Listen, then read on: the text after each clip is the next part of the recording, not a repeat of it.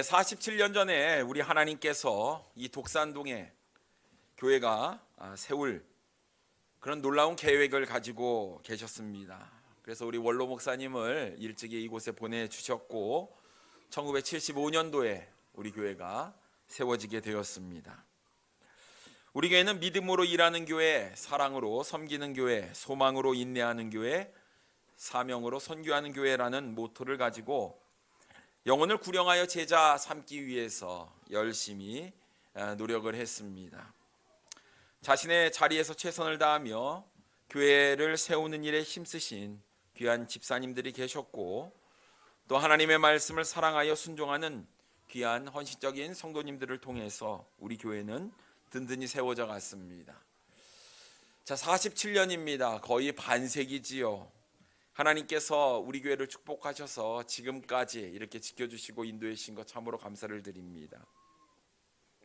여기에 보면 귀한 분들이 계세요. 우리 원로 목사님과 함께 그 어려운 시절을 다 주님 사랑하면서 이렇게 지내오셨던 귀한 분들이 있고, 또 그 가운데 새롭게 태어난 우리 어린 아이들도 있습니다. 우리 학생 청년들은요, 어렸을 때 우리 교회가 이미 생기고 난 후에 태어나서 참 어려운 시기를 지나지 아니하고 축복 가운데 자란 그런 아이들도 있습니다.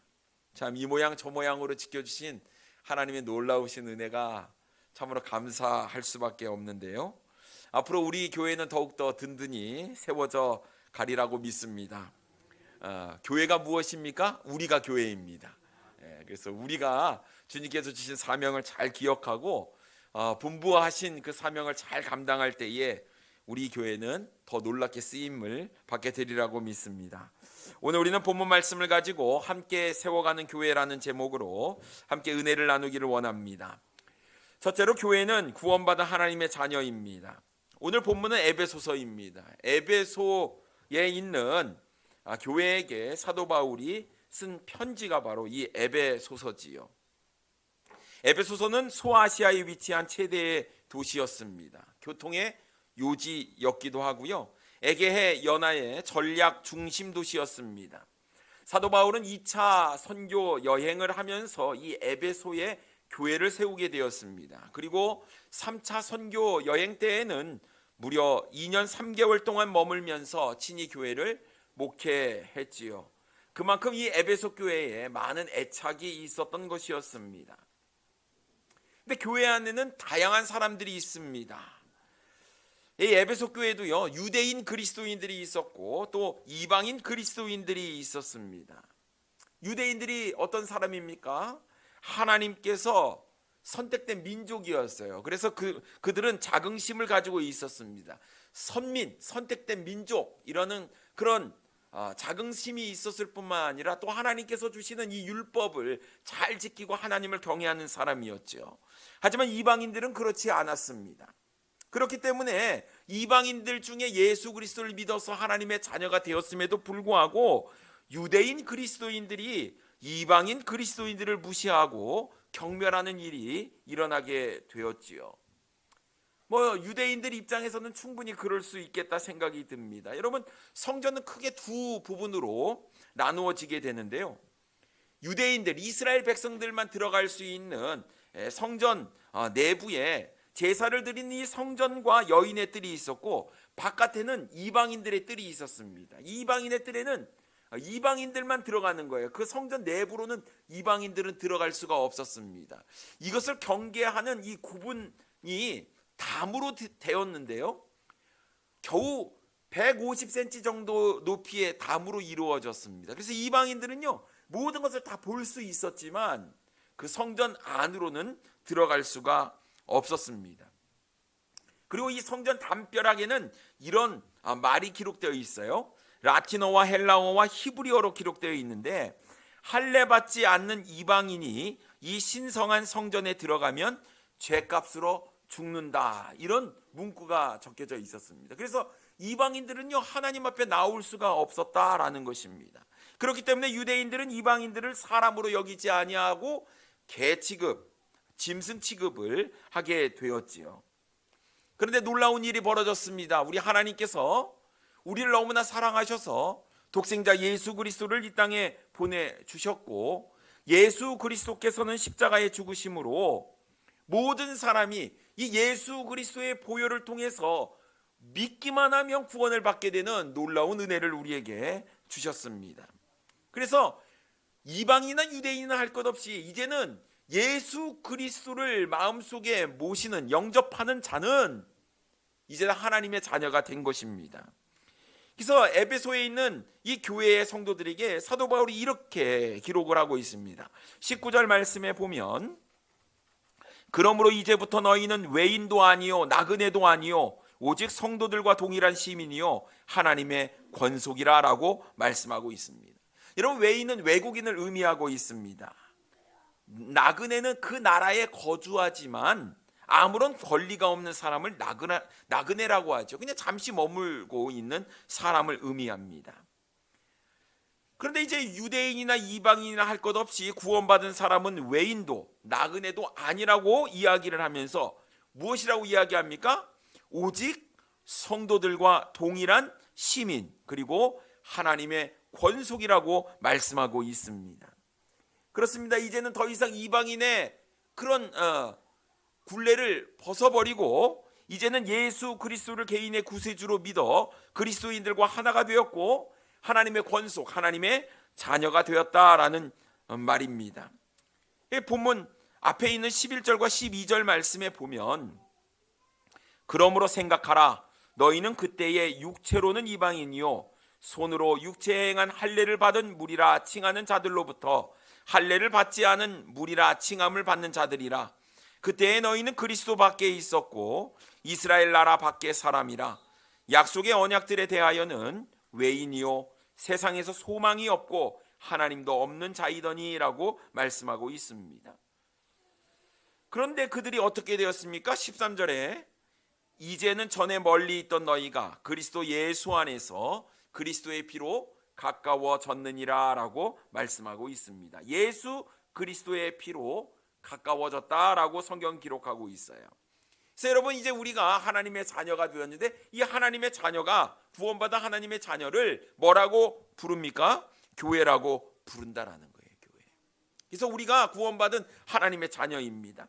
여러분, 여기 있는 분들이 다 달라요. 남자도 있고 여자도 있습니다. 나이 드신 분도 계시고 젊은 분도 계세요.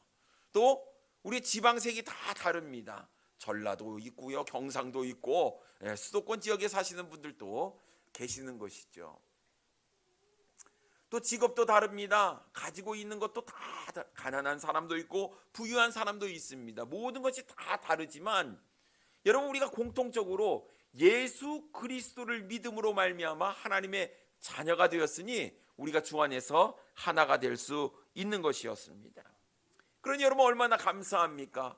우리가 주 안에서 하나가 된 한 몸이요 한 형제요 자매인 것을 너무나 우리가 감사해야 되는 겁니다. 그래서 여러분, 옆에 있는 분들 한번 좀 얼굴 좀 쳐다보십시오. 저만 쳐다보고 계시는데, 사랑합니다. 당신이 있어서 참 좋습니다. 좀 이렇게 인사를 좀 나누면 좋겠습니다. 여러분, 교회가 무엇입니까? 교회를 에클레시아라고 이야기를 합니다.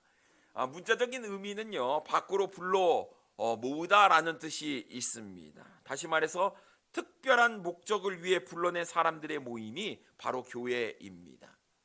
하나님께서 우리를 구원하셔서 이제 더 이상 죄악된 세상에서 머물러 있는 삶이 아니라 이제 따로 불러낸, 구별된, 거룩한, 성별된 삶을 사는 사람들의 모임이 바로 교회입니다. 그래서 우리는 주 안에서 하나가 되었고요, 각각의 지체가 모여서 그리스도의 몸을 이루었습니다. 고린도전서 12장 27절 말씀에 보면 너희는 그리스도의 몸이요 지체의 각 부분이라 라고 말씀하고 있습니다. 그래서 우리는 각각의 지체들이 모여가지고 몸을 형성하는 거예요. 그래서 우리의 지체들이 얼마나 소중한지 모릅니다. 오늘 한 사람 한 사람 정말 주님께 감사를 드리고요, 여러분, 우리 지체된 우리 형제 자매님들을 서로 돌아보면서 격려하고 위로하고 세워가시는 우리 사랑하는 성도님들이 되기를 원합니다. 함께하는 것만큼 좋은 게 없는 것 같아요. 정말 여러분이 있어서 행복하고요, 또 즐겁고 기쁩니다. 우리 주님께서도 그러실 것 같아요. 47년 전에 내가 계획을 가지고 이 땅에 교회를 세웠는데 지금까지 든든히 서가는 그런 모습을 볼 때 우리 주님께서 얼마나 마음 가운데 기쁨이 있겠습니까? 근데 여러분, 이제 앞으로 우리가 계속해서 이 귀한 일들을 우리가 감당해야 되리라고 믿습니다. 여러분, 우리는 함께하는 하나님의 자녀임을 기억하시고 계속해서 여러분 우리가 떨어지지 아니하고 함께하는 우리 사랑하는 성도님들이 되기를 원합니다.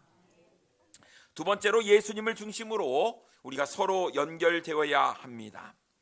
20절 말씀에 보면 너희는 사도들과 선지자들의 터 위에 세우심을 입은 자라 그리스도 예수께서 친히 모퉁이 돌이 되셨느니라 라고 말씀하고 있습니다.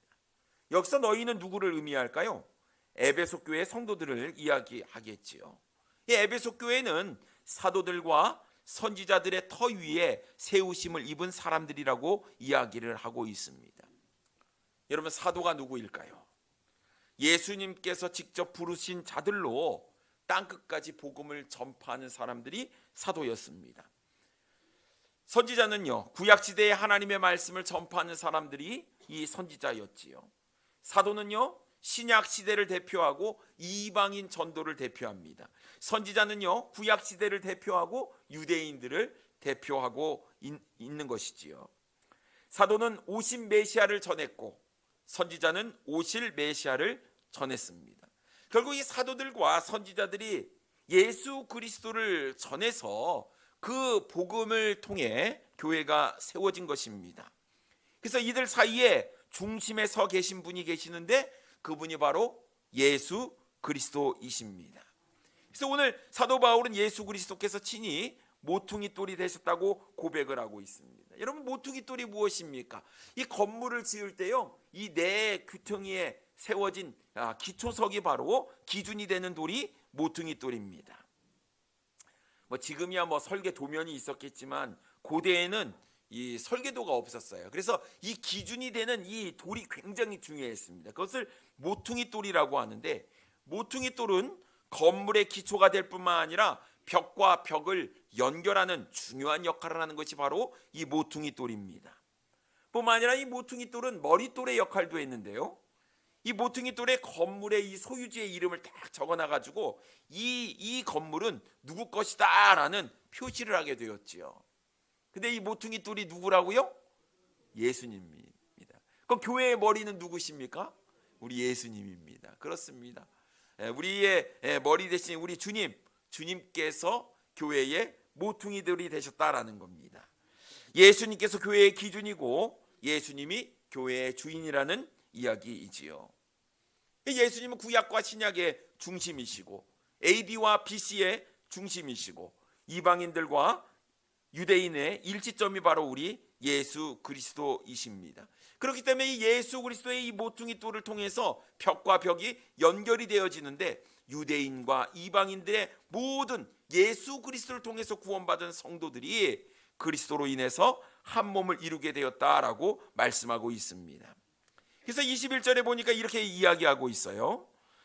그의 안에서 건물마다 서로 연결하여 주 안에서 성전이 되어가고 라고 말씀하고 있습니다. 모퉁이 돌인 예수 그리스도 안에서 서로 연결이 되어 있습니다. 여러분, 건물을 지을 때 벽을 어떻게 쌓습니까? 벽돌을 쌓을 때 똑같이 위로 쌓지 않습니다. 지그재그로 이렇게 쌓지요. 지그재그로 쌓는 이유가 무엇일까요? 더 벽이 단단하고 튼튼하기 위해서 그렇습니다. 그렇기 때문에 우리 주님께서 오늘 우리에게 서로 연합하고 하나가 되라고 말씀하시는데, 우리가 그냥 단순히 쌓아지는 것이 아니라 서로 이렇게 어긋나게 지그재그로 쌓아가야지만 단단히 쌓아질 수 있는 거예요. 여러분, 손을 잡을 때 우리가 이렇게 잡으면요, 잡는 힘이 그렇게 강하지 않습니다. 근데 깍지를 끼면요, 굉장히 강해지죠. 이거 잘 안 풀어지는 겁니다. 우리 주님께서 우리를 이렇게 만드셨다라는 거예요.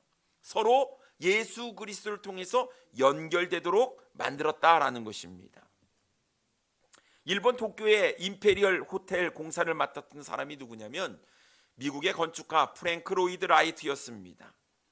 근데 여러분, 우리가 잘 아는 대로 일본은 지진이 참 많은 곳이지요. 지진이 잦은 곳에 호텔을 짓겠다고 이야기했을 때 일본 사람들이 그렇게 야유와 조소를 보냈다고 합니다. 이런 강진에 버틸 건물이 어디 있느냐? 불가능한 일에 너무 많은 열정을 쏟지 말라. 이렇게 이야기를 했습니다. 하지만 라이트는 주위의 차가운 시선에도 불구하고 주도 면밀하게 건축 계획을 세우게 됐습니다. 지하 8피트 깊이에 분포되어 있는 넓은 점토층이 이 지진의 충격을 흡수할 수 있도록 특수공법을 사용하여 건물을 짓게 됩니다. 근데 여러분, 건물을 짓는데 공사 기간이 4년이나 걸리게 되었습니다. 기초 공사하는데 무려 2년이 소비가 되었습니다. 돈도 다른 건물에 배나 이상 들게 되었지요. 비용도 많이 듭니다. 공사 기간도 길어졌습니다. 모든 사람이 다 쓸데없이 너무 많은 돈을 투자했다고 비난을 하게 됩니다. 그런데 1952년 도쿄 역사상 최악의 지진이 발생하여 모든 건물이 다 무너졌을 때 이 임페리얼 호텔은 무너지지 않은 유일한 건물이 되었다고 합니다. 여러분, 무엇이 이런 차이를 만들었을까요? 기초의 차이였습니다. 기초는 눈에 보이지 않지만 눈에 보이는 모든 것들을 지탱하고 보존합니다. 우리의 뿌리가 누구에게 있어야 될까요? 예수 그리스도에게 있어야 합니다. 우리가 누구로부터 연결되어져야 할까요? 예수 그리스도를 통해서 연결되어야 하는 것입니다. 여러분, 사람은 완전한 사람이 없어요. 언제든지 넘어집니다. 흔들립니다. 오늘 내가 믿음이 굉장히 좋고 성령 충만했는데 내일 우리의 믿음이 넘어질 수도 있는 거예요. 하지만 우리 예수님께서는 변함이 없으십니다. 항상 그 자리에 어제나 오늘이나 영원토록 동일하게 계시는 분이십니다. 그렇습니다. 우리가 예수 그리스도를 통해서 우리가 구원받고 예수 그리스도에게 우리의 믿음의 뿌리가 내리고 우리가 삶을 살아도 예수 그리스도의 말씀을 통해서 우리가 순종하는 삶을 살 때 우리는 흔들리지 않고 든든히 서가게 되리라고 믿습니다. 건물마다 서로 연결되듯이 우리도 서로 잘 연결되어야 합니다. 제가 광고 시간에 우리 한나반에서 준비한 음식을 기대하시라 말씀을 드렸습니다. 기대가 되십니까? 아멘 하신 분들은 맛있게 드실 것 같습니다. 제가 어떤 걱정이 생겼냐면요, 오늘 뷔페식으로 할 건데 앞에 계신 분들이 너무 맛있다고 다 가져가 버리면 뒤에 계신 분들이 먹을 수가 없을 것 같습니다. 그래서 적당량만 드시고 나중에 또 드시는 방법을 택하시는 것이 좋겠다 생각이 듭니다. 어제 한나반들이 회원들이 오셔가지고 요리를 하시는데 얼마나 손발이 잘 맞았는지 몰라요. 또 음식을 조달하시는 분도 있고요. 칼이요, 보이지 않을 정도로 이렇게 탁 써는데 야, 대단하다 이런 생각이 참 들었습니다. 호흡이 얼마나 척척 맞는지요. 냄새가 끝내주더라고요. 오늘 저도 기대가 됩니다. 여러분도 기대하시기 바랍니다. 눈을 감고 해도 손발이 잘 맞을 것 같아요. 이게 어디서부터 왔는가? 서로를 향한 마음, 하나됨, 그리고 부족한 것들을 채워주고 싶은 그런 마음들이 하나가 되어서 아름다운 이런 음식을 만드는 귀한 한나반의 모습이 아니었을까 생각이 듭니다. 주님께서 원하시는 모습이 어떤 모습일까요? 여러분, 우리가 예수 그리스도가 아니었다고 한다면 우리는 이렇게 연결될 수가 없으리라고 믿습니다. 거기에는 희생도 따르고 헌신도 따릅니다. 이 아름다운 음식을 준비하는데 모두 다 자비량으로 여러분을 사랑하고 섬기기 위해서 희생적으로 한 한나반, 정말 감사를 드리고요. 이게 주님이 아니었다고 한다면 우리가 받는 기쁨도 또 섬기는 기쁨도 없었을 것이라고 생각이 듭니다. 이것이 다 예수 그리스도를 통해서 우리가 단단히 연결이 되었기 때문인 줄 믿습니다. 사랑하는 여러분, 이 묶여진 하나가 된 우리의 모습이 나누어지지 아니하고 계속해서 함께 되기를 원합니다. 그래서 여러분, 47년 주님의 은혜 가운데 여기까지 왔는데요, 57년, 67년 계속해서 늘 주님 안에서 하나가 되고 함께 하시는 우리 사랑하는 성도님들이 되기를 원합니다. 세 번째로, 교회는 함께 지어져 가야 합니다. 22절 말씀에 보면 너희도 성령 안에서 하나님이 거하실 처소가 되기 위하여 그리스도 예수 안에서 함께 지어져 가느니라 라고 말씀하고 있습니다. 지어져 간다. 이 말은 무슨 말입니까? 아직 완성되지 않았다. 진행형이다 라는 이야기지요. 그렇습니다. 우리 교회는 아직 완벽하지 않습니다. 완성되지 않았습니다. 주님 오실 날까지 우리는 예수 그리스도를 닮아가기 위해서 최선의 노력을 다해야 하는 것이지요. 사도행전에 나타난 초대 예루살렘 교회는 완전한 교회가 아니었습니다. 이 성도들이 얼마나 서로 사랑하고 또 하나님을 사랑했느냐면요, 자신의 재물을 조금도 귀한 것으로 여기지 아니하며 기꺼이 가난한 자들을 위해서 나누어 주었다라는 것입니다. 그럼에도 불구하고 그 안에서 사도행전 6장에 보면 문제가 발생해요. 히브리파 과부들과 헬라파 과부들이 있었는데 이 사이에 갈등이 생기게 되었습니다. 왜 그렇습니까? 각기 다른 배경과 환경을 가진 사람들이 모이니까 갈등이 있을 수밖에 없는 것이죠. 여러분, 우리 교회는 완벽합니까? 아닙니다. 이 세상에 완벽한 교회는 없습니다. 내가 각각의 지체들이 모인 것이 바로 교회인데 내가 완벽하지 않은데 어떻게 완벽을 기대할 수 있겠습니까? 하지만요, 우리는 온전한 교회가 되기를 소망합니다. 갈등이 있을 수 있어요. 하지만 갈등이 있을 때 이것을 잘 극복하며 서로 세워나가는 것이 중요하다고 믿습니다. 철이 철을 날카롭게 하는 것처럼 우리가 서로 부딪히면서 갈리고 다듬어지고 그래서 완벽함을 추구하는 우리 아름다운 독산동 성서침례교회가 되기를 원합니다. 여러분 한번 생각해 보세요. 모든 조직에는 여러 가지 소리가 나올 수 있습니다. 이스라엘 백성들이 가나안 땅에 들어갈 때 여리고 성을 어떻게 무너뜨렸습니까? 그냥 성을 돌기만 하면 됐어요. 아무 소리도 내지 아니하고 하루에 한 바퀴씩 6일 동안을 돕니다. 그리고 마지막 7일째에는 7바퀴를 돌게 되지요. 그런데 하나님의 말씀대로 이렇게 했더니 거대한 여리고성이 무너졌습니다. 우리는 성경 이야기를 잘 알고 있으니까요, 너무나 쉽게 간단하게 생각을 하는데요. 여러분 한번 생각해 보십시오. 여리고성을 정복하는데 여리고성을 도는 것이 쉬웠을까요? 아니면 백성들이 칼을 들고 나가서 싸우는 것이 쉬웠을까요? 쉽기는 도는 게 쉬운데 이성적으로 정복을 하기 위해서는 싸우는 게 더 낫지 않겠습니까? 200만 명이나 되는 이스라엘 백성들이 여리고성을 한번 돈다고 생각해 보십시오. 아마도 제 생각에는 머리가 돌 것 같습니다. 별별 사람들이 다 있지 않습니까? 갓난아이부터 나이든 노인들까지, 또 병자들도 계셨을 거고 겁쟁이도 있었을 것입니다. 임산부도 있었고 장애인도 있었을 겁니다. 무섭다고 징징거리면서 못 간다고 이야기하는 사람들도 있었을 것이고, 나 다리가 아파 힘들어 업어달라고 떼쓰는 아이들도 있었을 것 같습니다. 근데 200만 명이나 되는 이스라엘 백성들이요, 한 마음이 되어서 여리고성을 도는 거예요. 쉽지 않은 일입니다. 말을 하지 않고 돌라는 거예요. 막 불평이 이만큼 나옵니다. 다리 아파 죽겠네. 이거 돈다고 이게 무너지겠어? 막 이렇게 얘기하는 사람들도 분명히 있겠지요. 그런데 아마 그 중에 성숙한 사람들은 그래, 하나님의 말씀이잖아, 그래도 돌아야지, 함께 돌자, 힘 조금만 내라, 이 격려하는 사람들도 있었을 거예요. 이런저런 모양으로 하나님의 말씀대로 순종하는 삶을 살았을 때에 거대한 여리고성은 무너졌다라는 겁니다. 저는 우리 교회가 어떤 일도 다 감당하는 주님의 놀라운 교회가 되리라고 믿습니다. 분명히 할 때에는 이런저런 이야기가 나올 것 같아요.